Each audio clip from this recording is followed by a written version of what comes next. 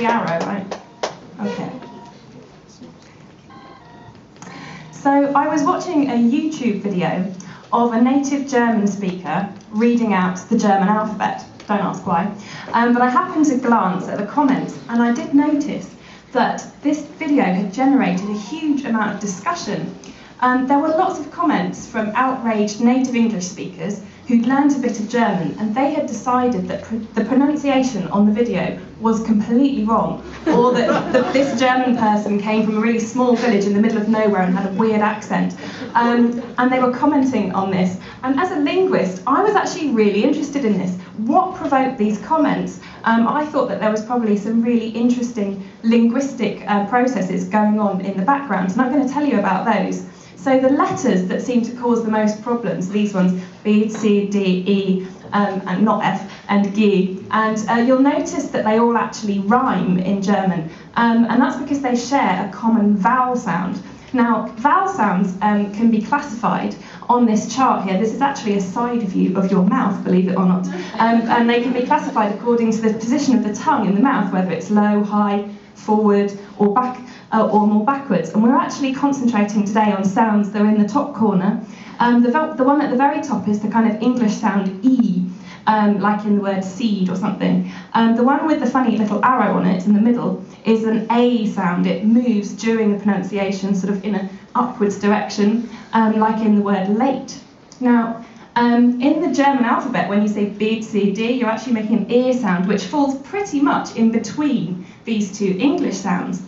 Now, I'm just going to sidestep slightly and talk to you about sound perception.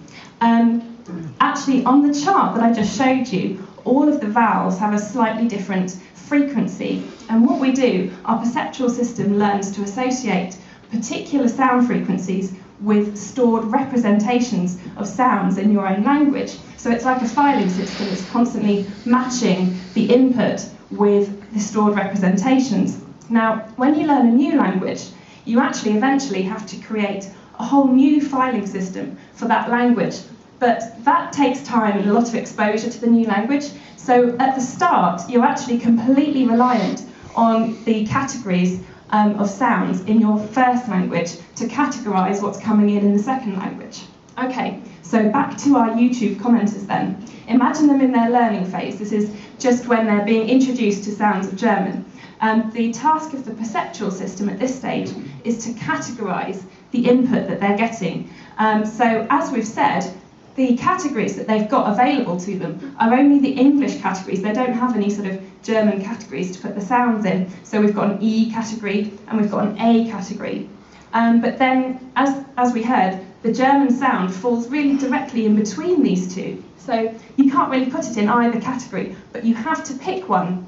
There's a sort of partial overlap with the A sound at the end. So most people will plump to categorise the German sound E in B, C, D in this kind of A category. So now we've got a stored representation of a German sound in our English category. So what happens then in the second exposure? This is when your YouTube commenters, they've already learned a bit of German, they've had their first exposure. Now they've got their second exposure, they're listening to German again, perhaps in a YouTube video. The task of the perceptual system at this stage is not to categorise the sounds, it's to match the sounds in the input with what's already stored. So we've already stored this kind of A sound, but the input that they're getting in the YouTube video is E. It's slightly higher, and some of the learners are definitely going to notice this difference between their stored representation and what the actual is there in the input. And this throws up a kind of mismatch error they notice. And now, when you're a learner, at this kind of stage of mismatch, that you notice this mismatch, you have two options really. One option is to decide that your categories are wrong, that you have to go back to the drawing board, you have to relearn a bit of German sounds, and that's quite hard. If you're a sort of slightly more belligerent kind of person, you might choose the second option. The second option is actually to decide your categories are absolutely fine, but the input is wrong. What I am hearing is wrong. And this is obviously the route that our YouTube commenters chose. So I hope you can see that a lot of linguistic processes and plus a little bit of belligerence can end up with people being very wrong on the internet.